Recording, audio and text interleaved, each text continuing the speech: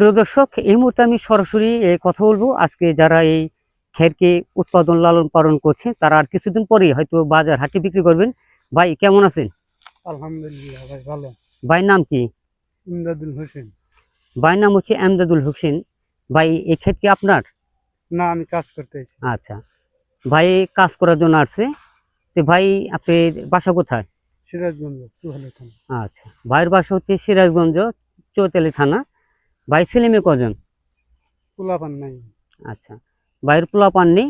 তো প্রিয় দর্শক, আপনি দেখতে পাচ্ছেন যে মানুষ টাকার জন্য এবং জীবনের স্বপ্ন পূরণ করার জন্য তিনি চলে এসেছেন ঢাকা ধামরাইতে।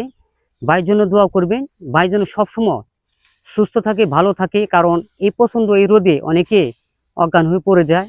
আর জানিনি যে ওনারা যে কাজটা করতেছে এটা ঢাকা শহরের মানুষ করাটা অসম্ভব। কারণ আমি একজন এখানে ভিডিও করতে এসে অলরেডি অনেকটাই ঘেমে গেছি। তো প্রিয় দর্শক, অবশ্যই ভাইদের জন্য দোয়া করবেন। নিউজ আরবি টিভি, ধামরাই, ঢাকা।